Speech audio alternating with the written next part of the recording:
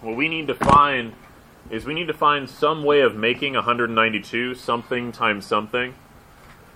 And one of those numbers has to be a number that does have a whole number square root. If you have your notes from last week, we had made a whole list of all the square numbers that we would need to have. If you need to rewrite that list, go ahead and rewrite them. We had 1, 4, 9, 16, 25, 36, 49, 64, 81, 100, 121, 144, 169, 196, and 225. So these were all the square numbers. 1 times 1, 2 times 2, 3 times 3, all the way to 15 times 15. These are all the square numbers you would be expected to need at any point throughout this chapter. So at this point, what we would do is we would say, well, how do I make 192? 192 is something times something. And one of these numbers does have to come from this list. It has to be a square number. Now for 192, there are a lot of different options.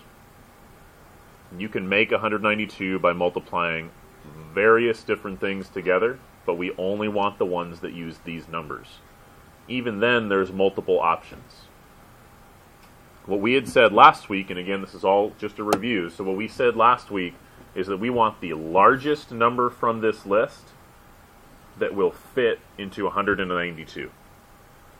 Now this one's not going to be very obvious, and there's a lot of ways you can go through finding this. What some people do, if they're not sure off the top of their head a number to actually try for this, what some people do is they just start picking numbers and seeing what happens. Does 4 fit into 192? You'll find that it does. Does 9 fit into 192? And it won't. Does 16 fit into 192? And it does. And you'll go through this whole process, and some people just keep dividing. 4 into 192, 9 into 192, and they just keep plugging numbers in until they find one that works. The problem with this is that you're going to be starting with small numbers, and you really want the biggest number to make this process go quicker and smoother. So, what some people do instead is they start from the other end. These first few obviously will not go into 192 evenly. If you start from the end, 225 is too big, so is 196. The rest of these, I mean, you can't do 169 times 2, that's definitely too large. All the way down to 100 times 2 would be 200, right? So all the numbers from 100 to 225 are clearly too large.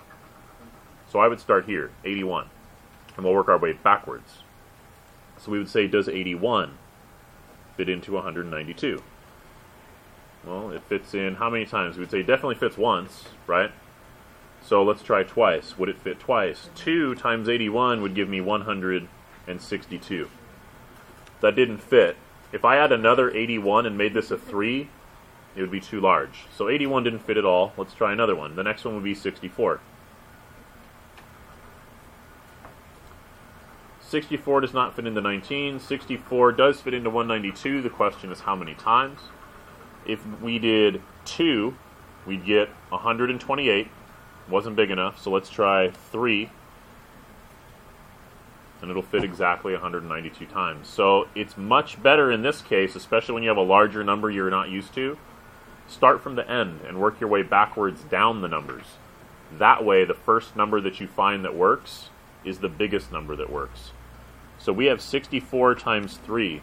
And what this allows us to do is we know that 64 does have a square root. What is the square root of 64? It's 8. So this becomes 8 times the square root of 3, and we don't need to do any extra steps.